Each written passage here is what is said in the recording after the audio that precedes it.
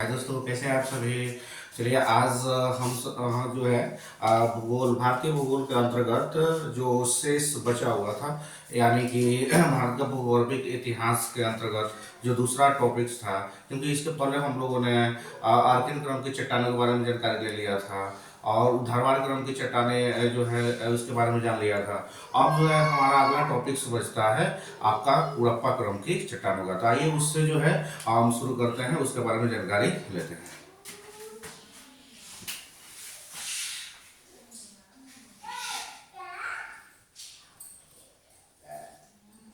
भारत का भूगर्भिक इतिहास।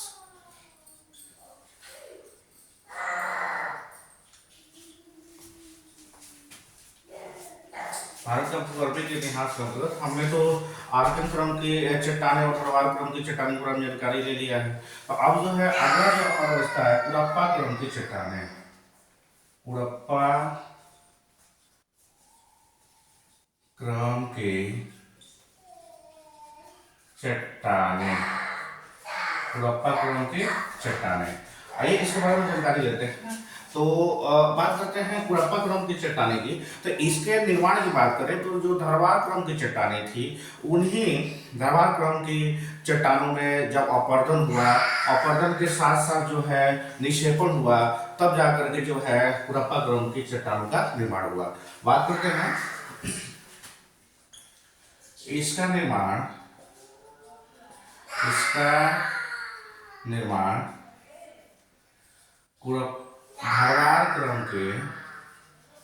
धारवाड़ क्रम के चट्टानों में निक्षेपण तथा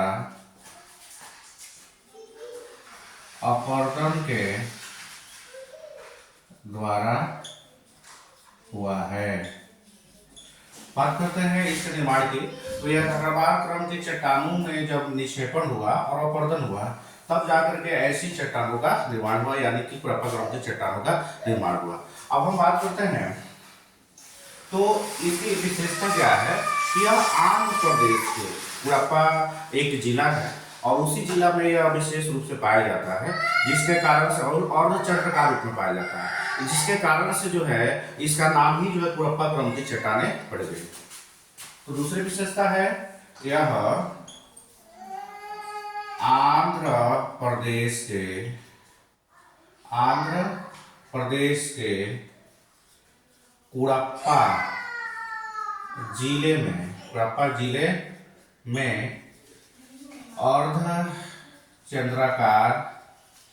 अर्धचंद्राकार रूप में पाया जाता है।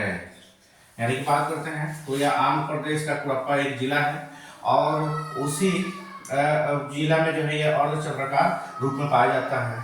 और बात करें इसी से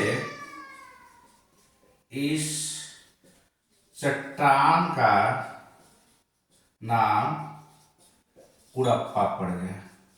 इसी से इस चट्टान का नाम क्या पड़ गया? कुड़प्पा पड़ गया।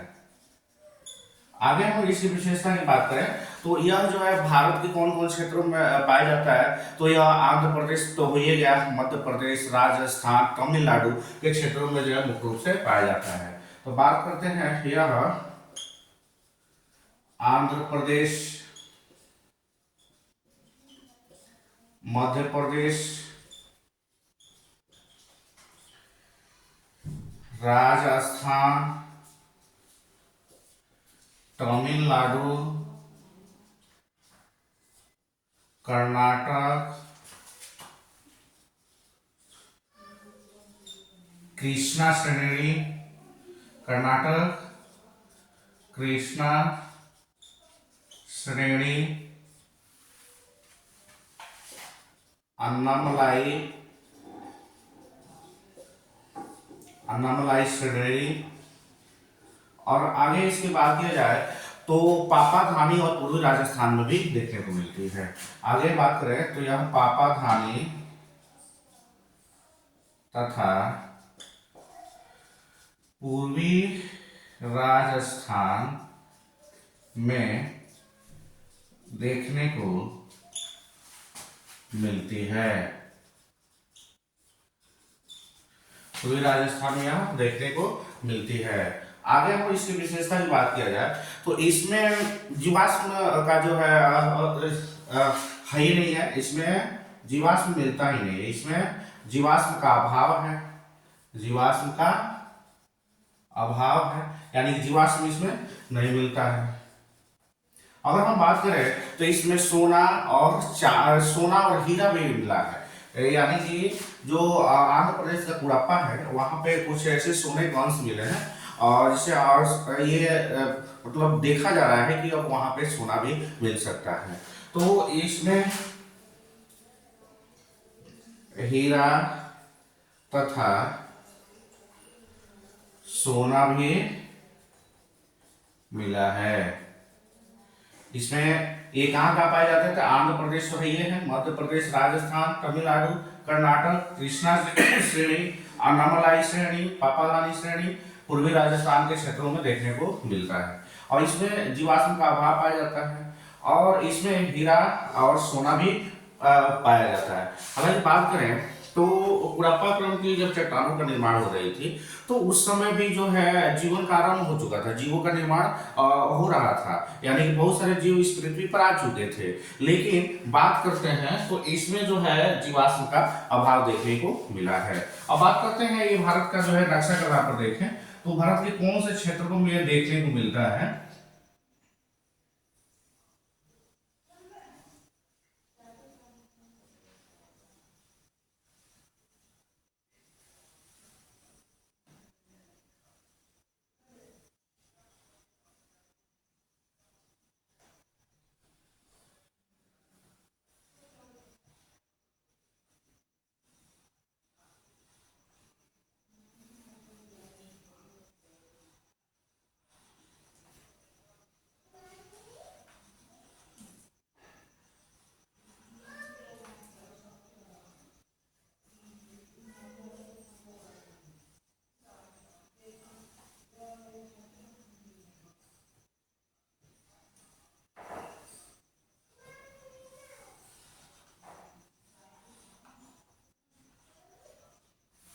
तीसरे क्षेत्रों में देखने को अगर हम बात करें तो अभी बताया गया कि ये राजस्थान आंध्र प्रदेश में तो मिलता ही है और आंध्र जो है और चंद्रकाकुट में जो है यह आंध्र प्रदेश में देखने को मिलता है।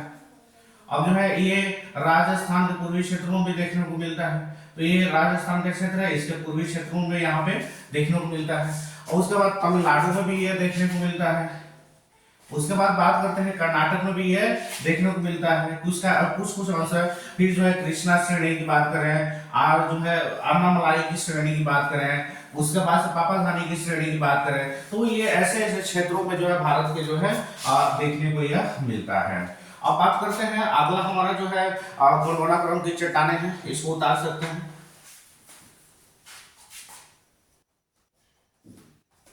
गोंडवाना क्रम की चट्टानें, गोंडवाना क्रम की चट्टानों के बारे में बात करें तो इसका निर्माण जो है ऊपरी कार्बोनिफेरस युग में, इसका निर्माण ऊपरी कार्बोनिफेरस युग से जुरैसिक युग के मध्य हुआ है, जुरैसिक युग के मध्य हुआ है। यानी बात करते हैं तो वो गोंडवाना क्रम की चट्टानों के निर्माण की बात करें तो यह ऊपरी कार्बोनिफेरस युग से लेकर के जुरैसिक युग के बीच में इसका निर्माण हुआ है।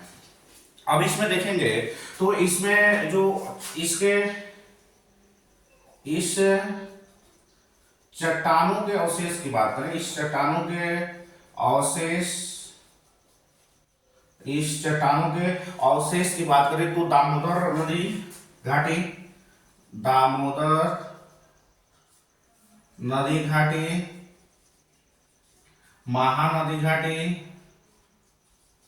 महानदी घाटी,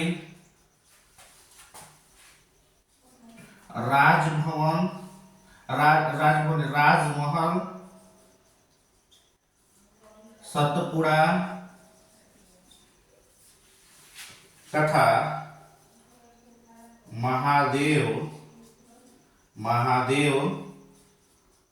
पहाड़ी। और अंत में इसके निर्माण की बात किया जाए तो दार्जिलिंग, असम और सिक्किम में भी देखने को मिलता है। महादेव, दार्जिलिंग,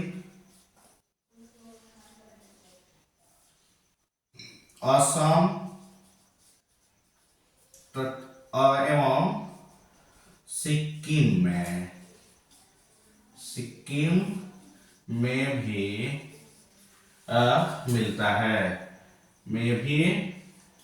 मिलता है। तो इसको देखें तो इसके अवशेष की बात किया जाए तो गोंडवाना क्रम की चट्टानों के अवशेष की बात किया जाए तो दामोदर नदी घाटी में मिलता ही है, महानदी घाटी में मिलता है, राजमहल क्षेत्रों में, सतपुड़ा के घने जंगलों के क्षेत्रों में, महादेव के पहाड़ी क्षेत्रों में, दार्जिलिंग में, असम में तथा सिक्किम में भी यह देखने को मिलता है। चलिए इसको उतारना चाहते हैं तो उतार सकते हैं हम लोग। फिर जो है अभी इसी का अगला भाग है। अभी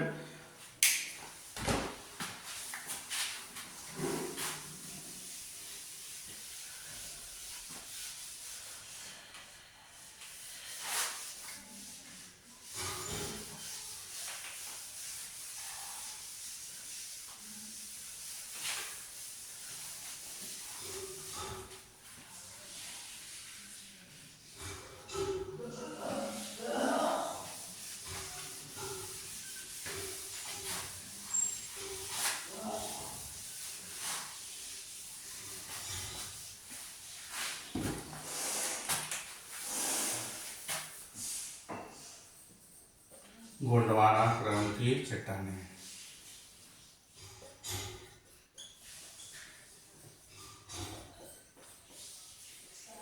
तो अभी इस विशेषता के बारे में देखा कि इसका निर्माण जो है उत्तरी कार्बोनिफेरस युग से लेकर जुरासिक युग के मध्य हुआ है। और इसके क्षेत्रों की बात करें तो दामोदर नदी घाटी, महानदी घाटी और जो है राजमहल पहाड़ी क्षेत्रों में, सतपुड़ा के क्षेत्रों में, महादेव पहाड़ी क्षेत्रों में, दार्जिलिंग, असम और सिक्किम के क्षेत्रों में देखने को मिला है। अब जो है बात करें तो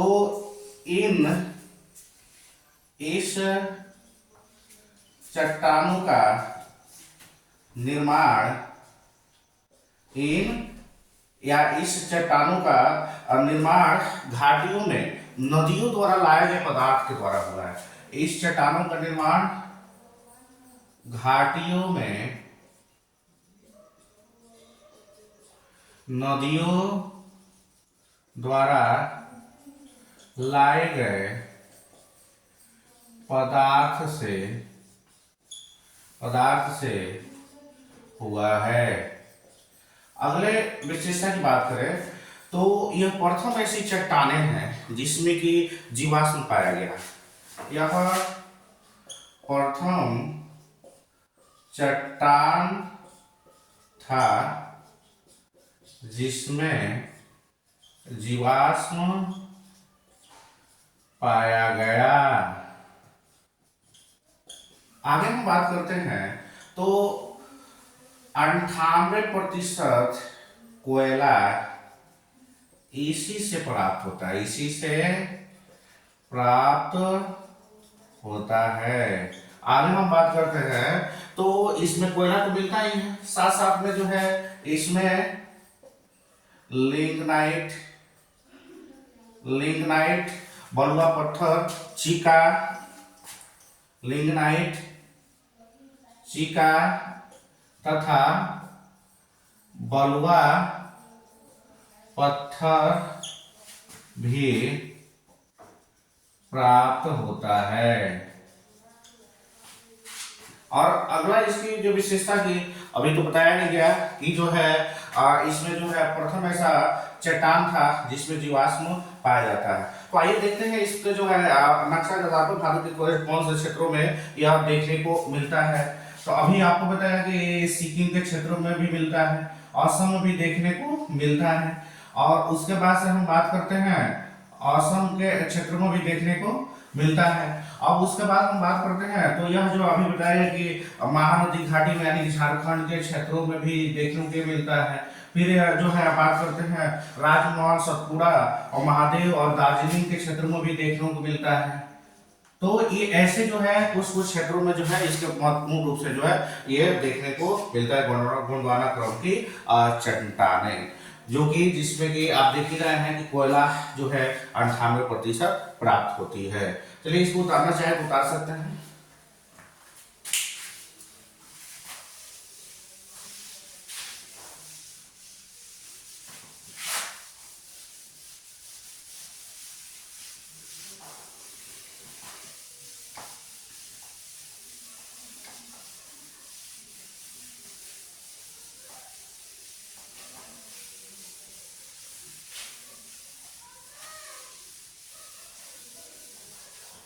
अब बात करते हैं दक्कन ट्रैप की चट्टानों की। दक्कन ट्रैप की चट्टानों की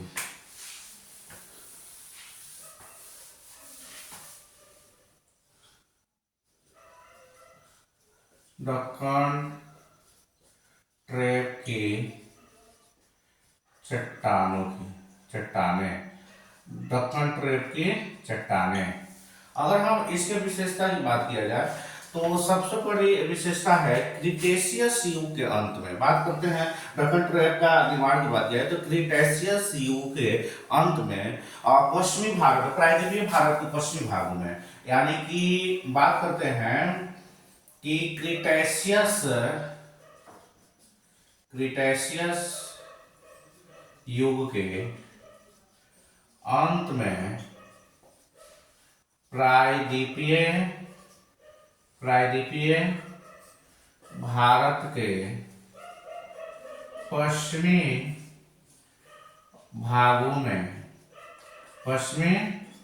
भागों में बात करते हैं तो ज्वालामुखी भयंकर रूप से व्यापक है, भागों में व्यापक रूप से ज्वालामुखी क्रियाएं हुई। देखा ना, क्रिटेशियस युग का जब अंत हो रहा था तो प्रायद्वीपीय भारत के पश्चिमी भागों में बात करते हैं तो व्यापक रूप से जो है ज्वालामुखी क्रियाएं हुई, जिससे क्या होता है, जिससे सीढ़ीनुमा बात करते हैं तो बेसाल्ट चट्टानों का निर्माण हुआ, जिससे जो है बेसाल्ट चट्टानों का निर्माण हुआ। आगे हम बात करते हैं इसके अगला जो विशेषता की बात किया जाए तो इसकी निर्माण जो हुई है सीढ़ीदार भू आकृति रूप में हुई है, और यह सीढ़ीदार भू आकृति रूप में है। बात करते हैं इसके निर्माण की तो इसका निर्माण जो है सीढ़ीदार भू आकृति के रूप में हुई है। आगे हम देखें तो दक्कन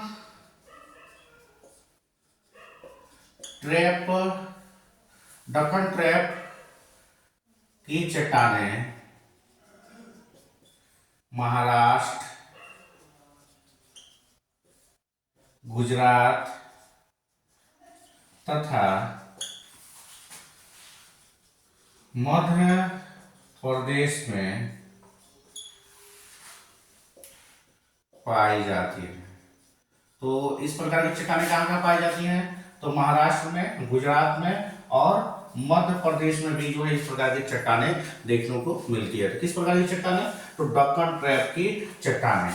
तो आप बात करते हैं इसकी और विशेषता क्या है और इससे होता क्या है। तो इस प्रकार की चट्टानों से भवन तथा सड़क का निर्माण होता है। बात करते हैं इस प्रकार की चट्टानों की तो इससे भवन का भी निर्माण होता है और सड़क का भी निर्माण देखने को मिलता है। अब बात करते हैं तो बेसाल्ट तथा डोलोमाइट, बेसाल्ट तथा डोलोमाइट जब चट्टानें आपस में मिलती हैं तो इन चट्टानों से निर्मित जो क्या होता है, बेसाल्ट तथा डोलोमाइट चट्टानों से ही रेगुड़ मिट्टी रेगुड़ मिट्टी, कपासी मिट्टी, रेगुड़ मिट्टी, कपासी मिट्टी तथा काली मिट्टी का निर्माण देखने को मिलता है। यानी रेगुड़ मिट्टी, कपासी मिट्टी और काली मिट्टी का निर्माण होता है। यानी कि उसमें जो है इस मिट्टी में कपास का उत्पादन अधिक मात्रा में देखने को मिलता है। तो इस प्रकार के मिट्टी में कपास उपजाया जाता है। यानी कि इस प्रकार की मिट्टी में जो है कपास भी उपजाया जाता है, जिसके कारण से इसे कपासी मिट्टी के नाम से भी जाना जाता है। इसका रंग जो है क्या होता है, काली होती है। और जो है ये ऐसी मिट्टी होती है जिसमें कि लगता है ये जोता हुआ है, यानी कि हल से जोत दिया गया है, वैसे दरारें इसमें बीच बीच में देखने को मिलती है। आगे हम देखते हैं तो विंध्याचल विंध्यन क्रम की चट्टानें, अगला जो हमारा भाग है विंध्यन क्रम की चट्टानें। विंध्यन क्रम की चट्टानें, इसकी विशेषता की बात किया जाए तो इस विंध्यन क्रम की चट्टानें यानी कि विंध्याचल पर्वत के नाम पर ही इसके क्षेत्रों का जो नाम है तो वो क्या हो गया, विंध्यन क्रम की चट्टानें पड़ गई है। यानी कि हम बात करते हैं तो विंध्याचल या विंध्यन पर्वत, कहें विंध्यन पर्वत कह सकते हैं, इसका नाम विंध्यन पर्वत के नाम पर विंध्यन क्रम की चट्टानें हो गई है। विंध्यन क्रम की चट्टानें पड़ा है। यानी कि विंध्यन पर्वत के नाम पर ही इस विंध्यन क्रम की चट्टानों का नामकृत हो गया है। अगर हम बात करें तो यह गंगा के मैदानी भाग, गंगा के मैदानी भाग तथा दक्कन के पठार को अलग करती है, अलग करती है। यानी कि एक और जो है आपका क्या है, गंगा का मैदानी भाग है, दूसरे ओर दक्कन का पठार है, तो इसको जो है दो अलग अलग भागों में बांटने का काम करती है। आगे हम इसकी विशेषता की बात किया जाए तो यह कहाँ कहाँ पाया जाता है, कहाँ से लेकर कहाँ तक पाया जाता है, तो यह राजस्थान के चित्तौड़गढ़ से लेकर बिहार के सासाराम तक 1,03,600 वर्ग किलोमीटर में विस्तारित है।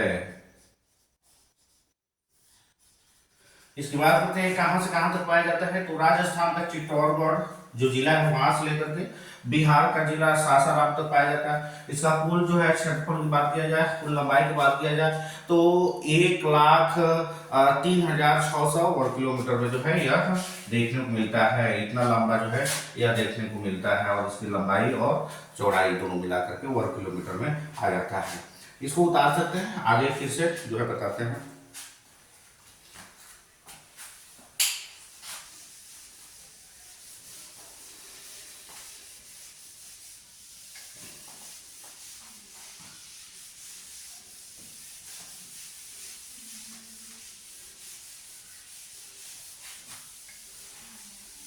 इसके अगले विशेषता की बात करें तो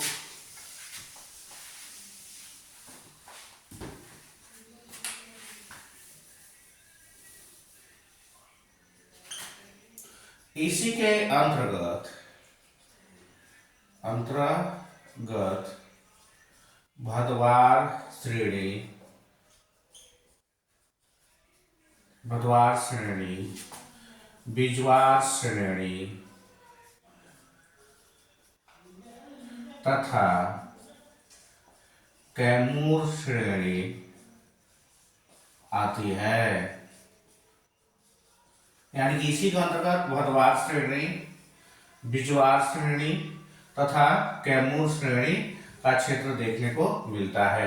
और भदवार, बिजवार और कैमूर श्रेणी जो देखने को मिलता है किसके अंतर्गत, तो विंध्याचल क्रम की चट्टानों के अंतर्गत। अब जो है देखेंगे, यह परतदार चट्टाने हैं, परतदार चट्टाने हैं। इस ये जो है क्या है जी, ये परतदार चट्टाने हैं और इसके निर्माण की बात किया जाए तो जल निक्षेपण द्वारा हुआ। यह परतदार चट्टाने हैं तथा इनका निर्माण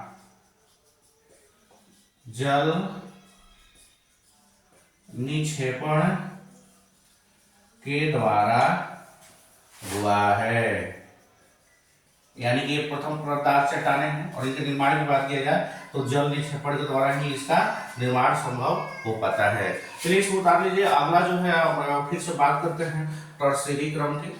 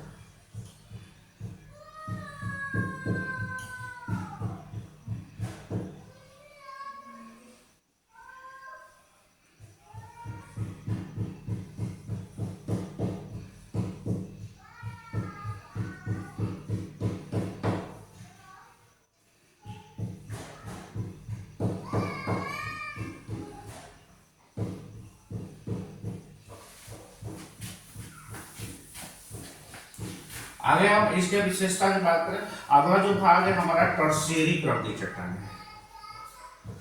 टर्शियरी क्रम की चट्टाने, इसकी बात अगर हम करें तो इसका निर्माण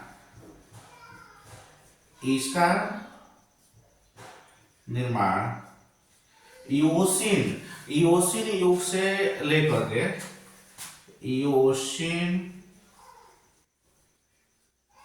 युग से लेकर प्लायोसिन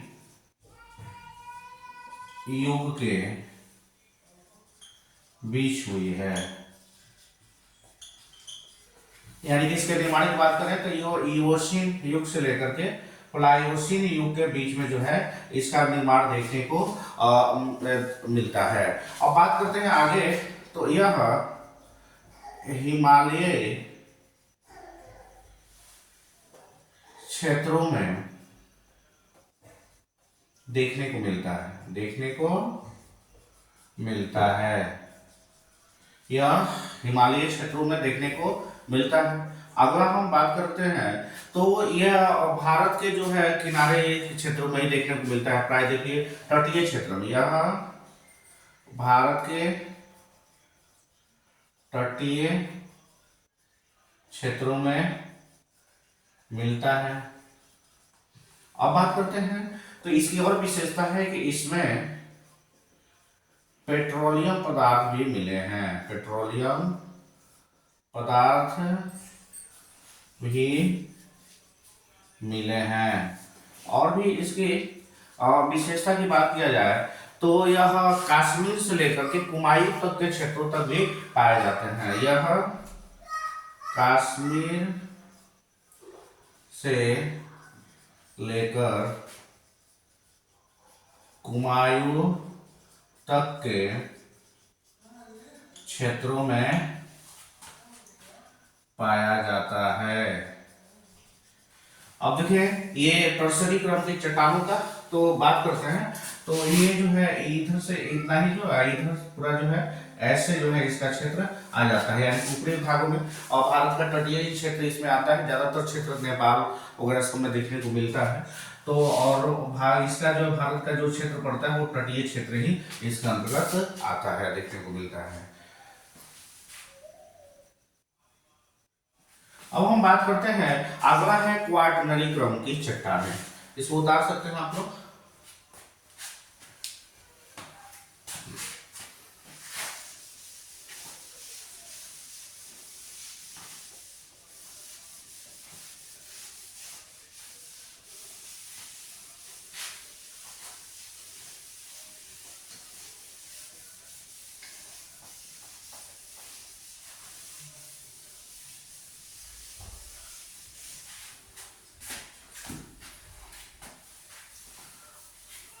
क्वाटरनरी क्रम की चट्टानें, क्वाटरनरी क्रम की चट्टानें। तो आगे बात करते हैं इसके विशेषता की। तो क्वाटरनरी क्रम की चट्टानों का निर्माण की बात किया जाए तो इसका निर्माण प्लीस्टोसीन युग से लेकर होलोसीन युग में हुआ है, यानी कि बात करते हैं इसका निर्माण की तो प्लीस्टोसीन युग से लेकर के होलोसीन युग के मध्य में इसका निर्माण देखने को मिलता है। अब जो है प्लीस्टोसीन क्रम की चट्टानों की बात किया जाए तो कहाँ कहाँ मिलता है, तो प्लीस्टोसीन क्रम की चट्टानें देखने को मिलता है कश्मीर, झेलम और गंगा ब्रह्मपुत्र के क्षेत्रों में। कश्मीर, झेलम, ब्रह्मपुत्र तथा गंगा के क्षेत्रों में,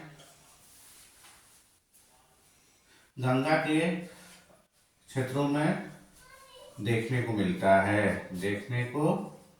मिलता है। आगे हम इसके विशेषता की बात करें, निर्माण की बात करें तो इसमें जो है करेवा नामक एक जगह करेवा सरोवरी